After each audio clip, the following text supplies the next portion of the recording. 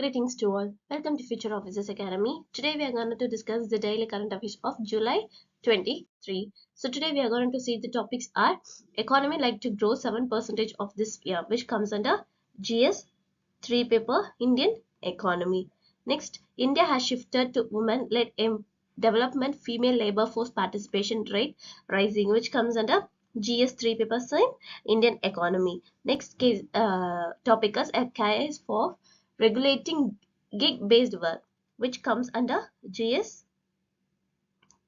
3 Indian economy. So these three topics are comes under economy topic. Next, Kalaripayat, which we have to know under prelims perspective. Next, Upper Karnali hydroelectric power project, which we have to know under the project news. Next, editorialize, and finally mapping. So these are the topics we are going to discuss detailedly today. So our first topic is economy likely to grow by 7% of this year. So why it is in news? Indian economy is projected to grow at 6.5% to 7% in the fiscal year ending in March 2025. The economic survey for 2023 to 24 highlights the need to address inequality and unemployment as policy priorities. Now, what are the various changes discussed here?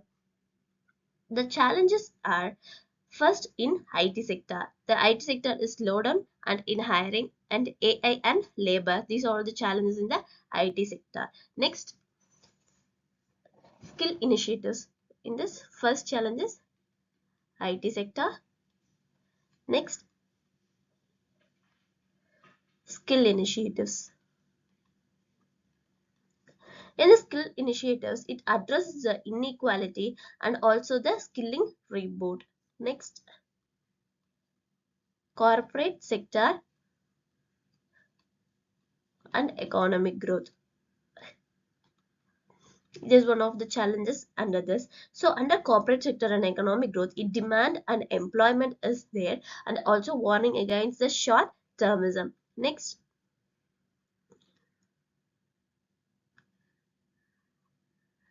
state capacity and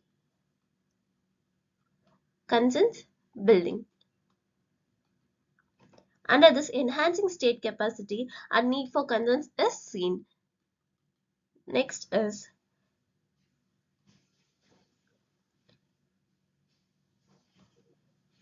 land acquisition and investment concerns. So under this, land use norms are done and also investment cautions also seen. Next is foreign direct investment, that is FDI challenges. So here, so attracting FDI and addressing uncertainties also seen under this FDI challenges. Next, the structural reforms. The structural reforms has their existing reforms, that is structural reforms such as GST and the insolvency and bankruptcy code are delivering expected results. Next gen reforms is the survey calls the next gen reforms that are bottom up in nature to achieve sustainable, balanced and inclusive growth. Next is the strategic directions of growth. So it has six pronged strategy. The survey outlines a six-pronged strategy for growth, emphasizing private sector investments and fair share of income for workers. Next, the focus areas. The other focus areas include financing the green transition, removing barriers for MSME, and implementing intelligent farmer-friendly policies. And finally, the sustained growth potential. The economy can grow at over 7% on a sustained basis in the medium term by building on past reforms. The tripartite compact. Achieving this growth requires a tripartite compact between the center, state, and the private sector.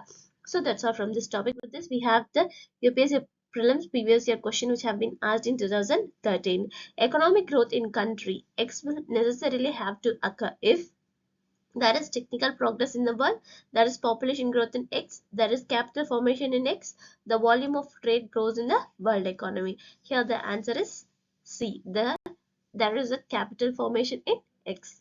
Our next topic is India has shifted to women-led development, female labor force participation rate rising. Why it is in news? Recently, the chief economic advisor has mentioned about the 218.8% increases in budgetary allocation for schemes for the welfare and empowerment of women, and even acknowledged that women in India face the motherhood penalty with a drop in female labor force participation rate around childbearing years. So, as announced in the budgetary discussion, the central government is going to increase the gender budgeting up to 5% of GDP in the financial year 2025. The step will enhance the stability of the women-led development model and increase fund allocation for gender budgeting. Now, what is here gender budgeting? We have to know about this gender budgeting.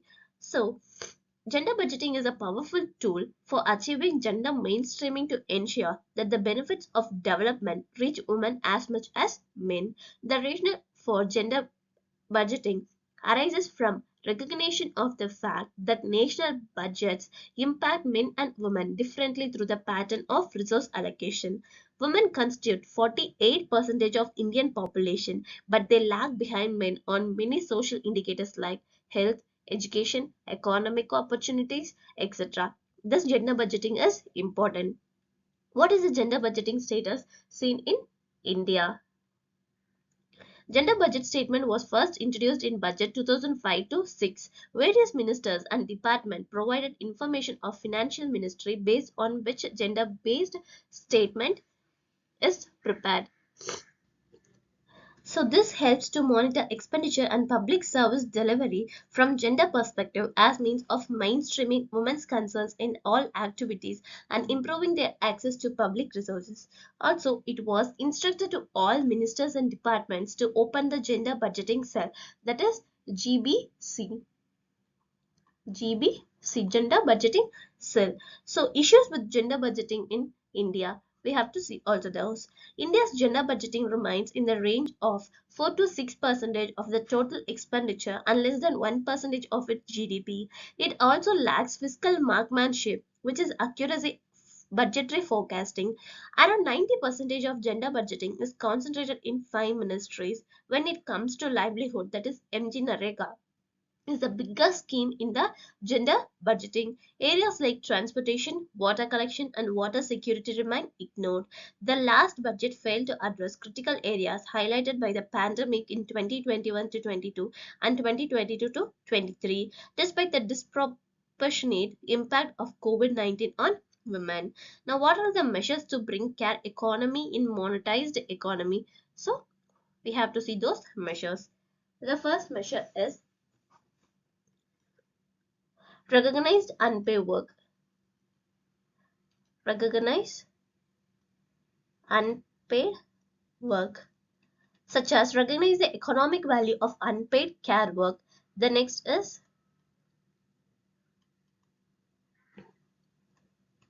equal pay for equal work. Third, social protection measures.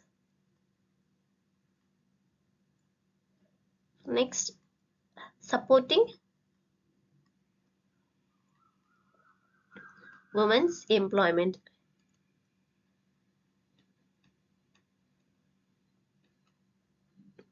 And finally, promoting women entrepreneurship. So these are all the measures to be taken under this.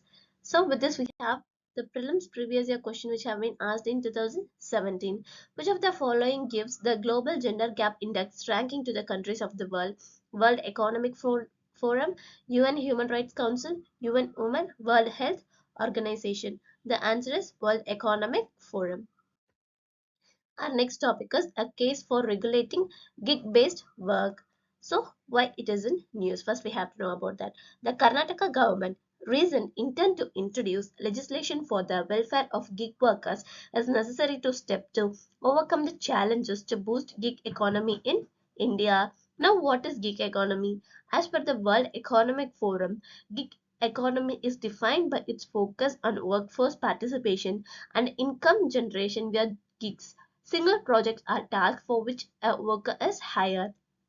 Gig economy includes all platforms that hire independent workers across sectors like e-commerce, technology, food and beverages, home services, among others. Gig workers are typically hired by companies on a contractual basis and not considered employees. They do not receive some of the benefits that on-roll staffs do. Now, what are the classifications seen under gig workers and can be broadly classified into? So, gig workers are classified into platform workers and non-platform based workers. So these are the two classification. Under platform workers, those who work is based on online software apps or digital platforms such as food aggregator platforms, Zomato, Swiggy, Ola, and others.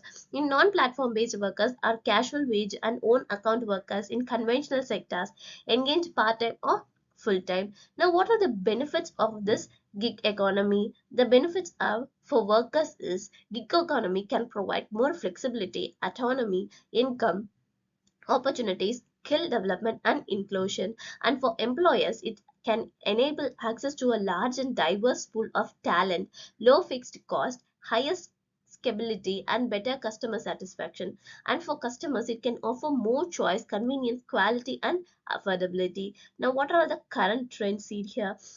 In the Indian economy, about 47% of gig work is in medium skilled jobs, about 22% in high skilled, about 31% in low skilled jobs. So the trend shows the concentration of workers is medium skills is gradually declining and that of the low skilled and high skilled is increasing. What are the expected trend here? Well, in 2021 to 21, the gig workforce constituted 2.6% of the non-agricultural workforce or 1.5% of the total workforce in India by 2029. So 30 gig workers are expected to form 6.7% of non-agricultural workforce or 4.1% of total livelihood workforce in India. Now, why there is need to regulate gig economy? So first thing is due to non-permanent in nature. Next, to bring gig workers under employment benefits. Next, insurance and financial aid.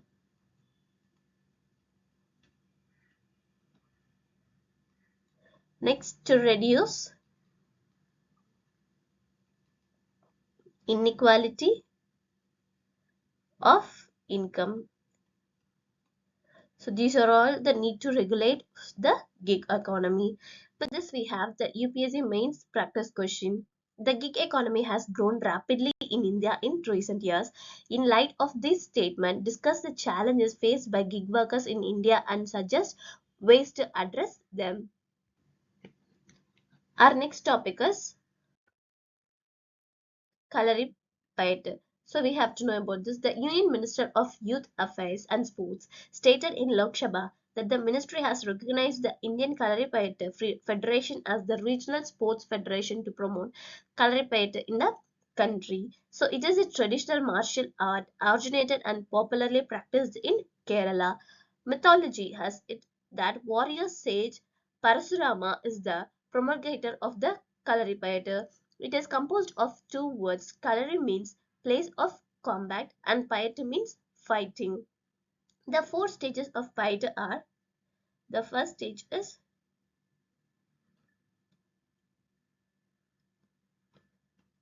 My Paite. So that is body conditioning exercise. Next, Koltari. It is use of wooden weapons. Next, Angatari, which use of sharp metallic weapons. Next, Verumkai. that is bare-handed defense and attack. Here, women also underwent training in Kalaripayattu and still do so to this day. The major ethnic styles of Kalaripayattu exist in three regions of northern Kerala: Malabar, Vattinathilappu style, Arapakkai style, and Pilatangi style. So the martial art stands high and gives trainees incredible strength and stamina, defense techniques, auto reflex, flexibility, confidence, concentration, physical culture, and mental discipline, etc. It can be said that Kalaripayattu is yoga in action. This is the only martial art associated with a treatment branch which can be introduced in the field of sports medicine also.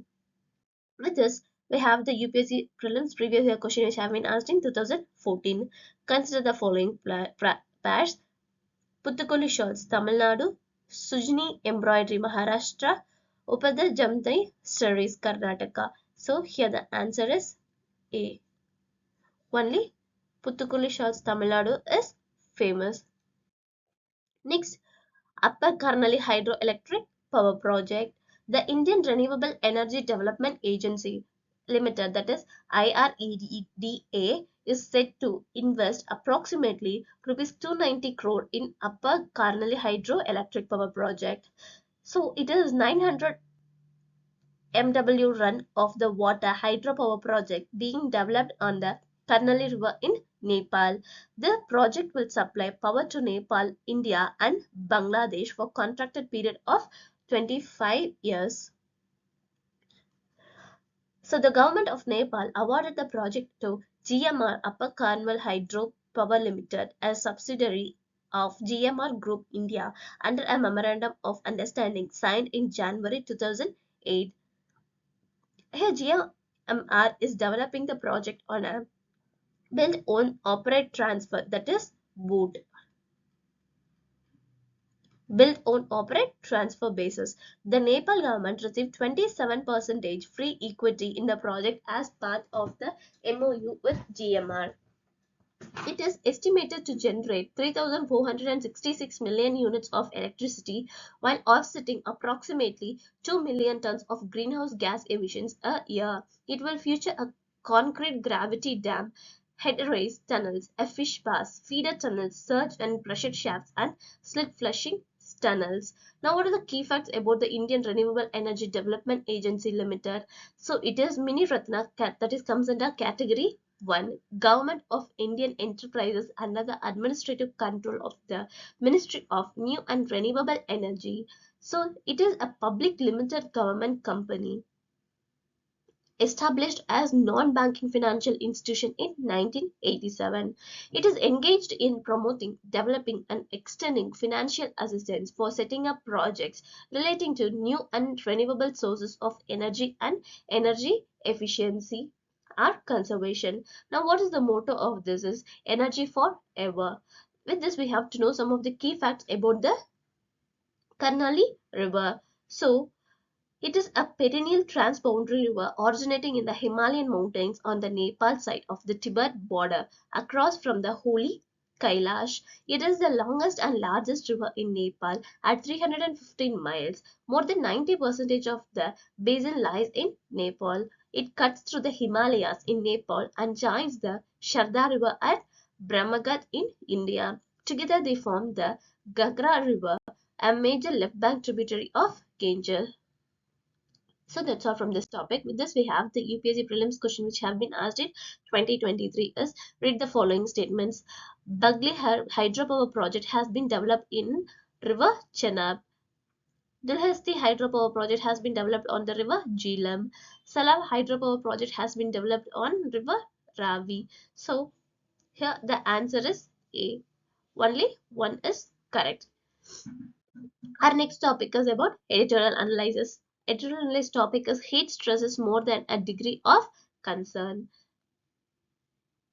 So in recent periods, climate change and environmental degradation have significantly affected the safety and health of workers worldwide. The heat stress is anticipated to affect labor efficiency and productivity, in turn reducing work hours and hindering the International Labour Organization objective of promoting fair and decent employment. Now, what are the effects of heat stress seen here? The effect is first the health effect. The main health effects of heat stress on workers include heat stroke, heat cramps, cardiovascular disease, acute kidney injury, and physical injury. Next, IPCC states as the Intergovernmental Panel on Climate Change IPCC states that to retain normal psychological activities, it is necessary to maintain a core body temperature of roughly 37 degrees Celsius. Next, the temperature elevation. Temperature elevations over 38 degrees Celsius have deleterious effect on one cognitive and physical capabilities. Now, what is the health effects on women? During various life stages, women who were employed in heat exposed sectors such as subsistence agriculture may be at risk pregnancy related complications including hypertension, miscarriages, and premature births. Also, diminish work productivity. An increase in temperature can diminish work productivity due to excessive heat and makes it difficult to work, or there is need for personnel to operate at a slower pace. The next is ILO study findings. So, under the ILO study finding, we have first global GDP. The ILO study 2019 estimated the heat stress is projected to reduce total working hours worldwide by 2.2 percentage and global GDP by 2,400 billion US dollars in 2030. Next study finding is agricultural and construction works. After that, affecting labor productivity, regions GDP projections, exceptional diversity, geographical distribution, working hours and output, gender disparities, sustainable development goals also seen under the ILO study findings. Now, what are the impact of India? India is undergoing a consistent increase in temperatures annually. By 2030, an estimated 1,060 million to 200 million individuals around the nation may face the risk of experiencing deadly heat waves every year. A study in West Bengal shows that the temperature increases by 1 degree Celsius. There is corresponding decrease in approximately 2% in the productivity of female brickmaking workers. In addition, India is expected to experience a significant decline in full-time employment by 2030 as a result of heat stress, which can be attributed to its large population. Informal workers may continue working despite the risk to their health from extreme climate events due to financial constraints. Thus, there is need to strengthen adaptation mitigation measures at global, national, and workspace levels to reduce detrimental impact on heat stress on workers. Now, there are some of the government initiatives with this.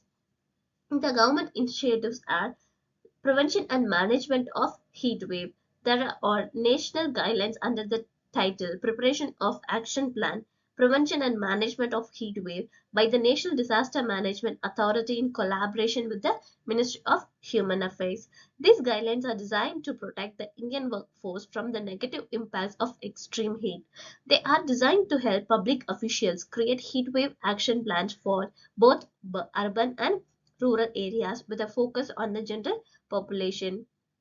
Now, the importance of the following factors is highlighted: providing education to workers, ensuring proper hydration, managing work schedules, and offering necessary medical facilities. Also, it is crucial for stakeholders, including governments, employers, and workers, to collaborate in implementing measures that prioritize the protection of the most vulnerable individuals. Now, with this, we have to know about what is heat stress. The heat stress occurs when the body cannot get rid of excess heat. When this happens, the body core temperature rises and heat rate increases. Basically, it refers to psychological stress experienced by the body when exposed to excessive heat, particularly in high temperature environments. Now, what are the causes for it? High ambient temperature, high humidity levels, which reduce the body ability to cool through sweating, physical exertion, especially in hot conditions, inadequate hydration, poor ventilation in workspace or living environment. Now, what are the symptoms? UHI effect as the body continues to store heat, the person begins to lose concentration and has difficult focusing on task, may become irritable or sick, and often loses the desire to drink. The next stage is most often fainting, and even if the person is put to death and not cooled down. Now, what is urban heat island effect? That is UHI effect. The UHI effect refers to the phenomenon where urban areas experience significantly higher temperature than their rural surroundings. This temperature differs as primarily due to human activities and specific characteristics of urban environment. Now, what are the causes for it? Surface characteristics, heat generated by human activities, reduced vegetation, building density, and waste heat. These are the causes. And mitigation strategies are increased vegetation, cool roofs and pavements, green roofs, urban planning, energy efficiency. So these are all some of the mitigation strategies of this. Now finally we are going to see the mapping, that is protected areas of India. So it is in simple term, protected areas are regions or zones of land or sea which are given certain levels of protection for conservation of biodiversity and socio-environmental values. In these areas, human intervention and exploitation resources are limited. Protected areas are principal mechanism of conservation of biodiversity on Earth and serve as the most important units for in situ biodiversity conservation. In India, there are four major categories of protected areas. These protected areas are constituted under the provisions of the Wildlife Protection Act 1972. The four categories of protected areas are: the first one is wildlife sanctuaries, next national parks, third community reserves,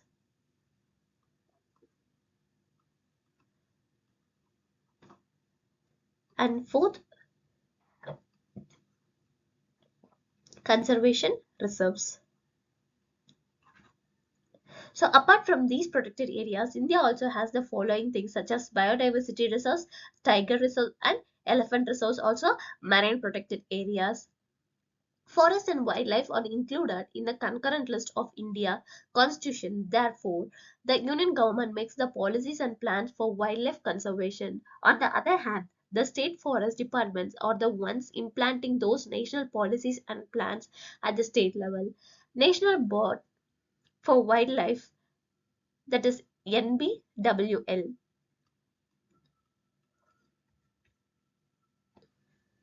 put forward a policy framework for wildlife conservation in India. The board was constitutional under Wildlife Protection Act 1972. It is chaired by Prime Minister. National Board for Wildlife. It is a statutory organization constituted under the Wildlife Protection Act 1972.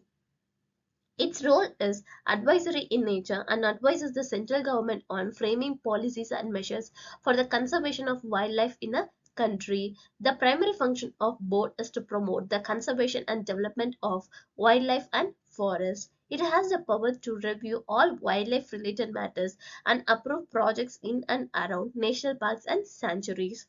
No alteration of boundaries in national parks and wildlife sanctuaries can be done with the approval of NBWL.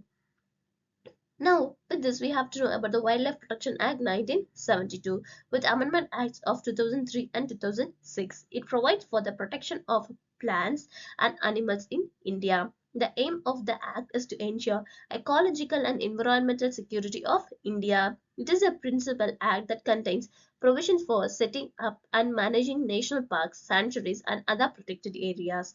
The protected areas of India is national parks, wildlife sanctuaries, conservation reserves, community reserves, and total protected areas. As of Jan 2023, there was 998 notified protected areas covering 5.28% of India's land area. This is far below target 11 of Aichi targets, which states that by 2020, at least 17% of terrestrial and inland water areas should be conserved under protected areas. There are several kinds of protected areas which vary by level of protection. Examples include national parks, wildlife sanctuaries, marine protected areas, community preserves, etc. So that's all from this topic. To read this document, you can visit our website. Our website link have been provided in the description. To get more daily current affairs videos, follow our YouTube channel, also our Telegram channel. Thank you.